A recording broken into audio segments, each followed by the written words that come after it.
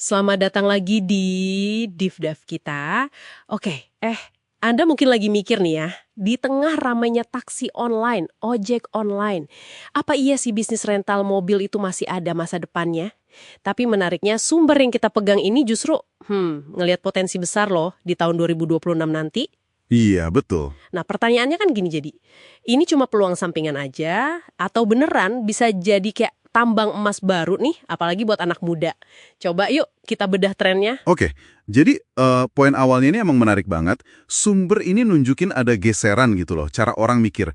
Sekarang tuh orang lebih ngejar pengalaman, udah nggak terlalu pengen dibebani kepemilikan. Maksudnya gimana tuh? Beban kepemilikan. Ya itu, mikirin cicilan, terus pajak tahunan, belum lagi servis rutin. Nah, banyak yang akhirnya mikir, wah mending sewa aja deh sesuai butuhnya kapan. Lebih fleksibel gitu. Oke. Jadi fleksibilitas ya kuncinya. Masuk akal banget sih. Kan kebutuhan kita sering gonta-ganti ya. Betul. Misalnya hari ini, perlu mobil gede, MPV gitu, buat jalan sama keluarga besar. Mm-mm. Besoknya tiba-tiba ada meeting penting, butuh sedan yang kelihatan lebih profesional gitu kan. Atau ya iseng aja mau road trip sama temen, cari mobil yang irit bensin. Nah, itu dia. Rental mobil bisa jadi jawaban buat semua itu. Kayak punya garasi virtual gitu. Isinya bisa ganti-ganti. Garasi virtual, boleh juga istilahnya. Dan kalau kita lihat nih, proyeksi buat 2026 dari data ini, ada beberapa hal nih yang bakal jadi standar baru kayaknya. Pertama, yaitu digitalisasi total.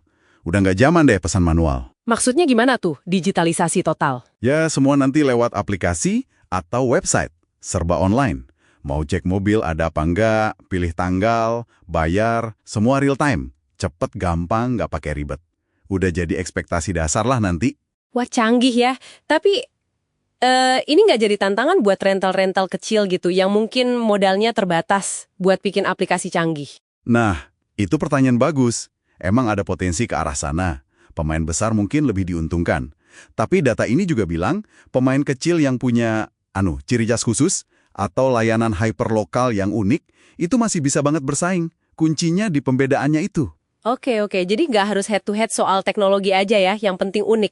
Betul. Terus yang kedua, soal kenyamanan. Antar jemput jadi standar. Ini juga penting.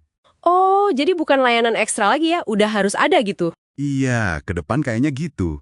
Bayangin aja, Anda baru turun pesawat atau kereta, mobil sewaannya udah nungguin. Nggak perlu repot lagi cari taksi ke tempat rentalnya. Hemat waktu, nyaman banget kan? Iya sih, bener banget. Nah, terus soal mobilnya sendiri gimana? Di materi Anda kan disebut soal armada beragam, jadi nggak cuma mobil sejuta umat aja nih nanti. Persis. Permintaannya bakal macam-macam. Contoh nih, mobil listrik EV. Kayaknya bakal makin dicari. Apalagi kalau kesadaran lingkungan naik terus, stasiun cas juga makin banyak. EV ya, oke. Terus apa lagi? Terus ada fenomena mobil Instagramable. Nah, ini unik nih. Maksudnya gimana tuh? Mobil buat foto-foto gitu? Haha, iya, bisa dibilang gitu. Mobil yang desainnya klasik atau warnanya ngejreng, unik lah pokoknya. Buat, bikin konten perjalanan jadi lebih kece. Wah, ada-ada aja ya. Oke, buat kebutuhan medsos ya. Nah, gitu.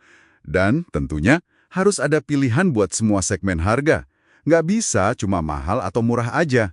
Data Anda kan nyebut tuh, potensinya dari yang ramah kantong, sekitaran 300 ribuan sehari, sampai yang premium, mungkin di atas 1 juta sehari. Harus lengkap pilihannya. Lengkap banget ya. Nah, satu lagi nih yang bikin saya penasaran banget dari temuan ini.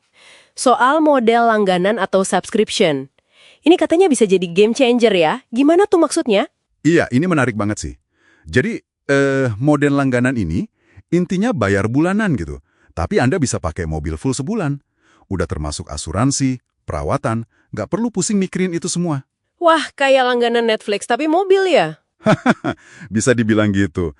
Cocok banget buat misalnya orang yang merantau, atau kerja proyek di luar kota beberapa bulan, atau bahkan buat orang yang pengen ngerasain punya mobil tapi belum mau komitmen beli. Fleksibilitasnya itu loh. Akses fleksibel tanpa beban kepemilikan ya. Menarik. Betul. Nah, ngomongin kebutuhan beragam dan fleksibilitas ini, kerasa banget kan di kota-kota wisata? Contohnya Jogja. Iya Jogja. Kenapa Jogja jadi contoh yang pas? Gini, di Jogja itu kan turis biasanya pengen ke banyak tempat ya dalam sehari. Pagi ke Borobudur atau Prambanan, siangnya mungkin ke pantai di Gunung Kidul yang lumayan jauh, malamnya kulineran di kota. Bener banget, itu butuh kendaraan pribadi sih biar enak. Transportasi umum agak susah ya kalau mau sefleksibel itu. Nah, itu dia. Makanya, bisnis rental di Jogja yang udah pakai sistem online gampang, mobilnya bersih, terawat, plus ada layanan antar jemput bandara atau stasiun, wah itu pasti laku keras. Nggak cuma buat turis, buat warga lokal juga kadang butuh kan? Jadi potensinya gede banget ya di sana, asal bisa ngikutin tren-tren tadi ya, digitalisasi, antar jemput, mobil beragam. Iya, potensinya jelas ada. Eksekusinya, yang penting. Oke, jadi kalau kita balik ke pertanyaan awal tadi nih, tambang emas atau bukan sih di 2026, gimana kesimpulannya?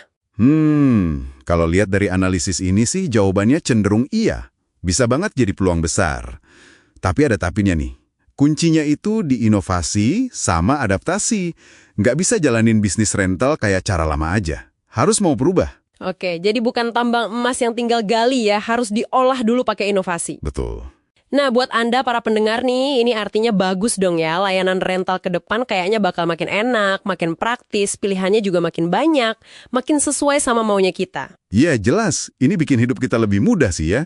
Tapi, coba deh kita mikir sedikit lebih jauh. Ini pemikiran penutup aja sih. Gimana tuh? Kalau nanti model langganan mobil ini jadi umum banget, terus kita bisa ganti-ganti jenis mobil seenaknya sesuai kebutuhan saat itu, hari ini city car irit, besok SUV gagah. Nah, gimana ya dampaknya ke cara kita memandang kepemilikan mobil itu sendiri? Apakah ini bakal mengubah hubungan kita sama mobil secara fundamental? Mungkin lebih dalam dampaknya dibanding sekedar ride sharing yang udah ada sekarang. Nah, itu coba Anda renungkan deh.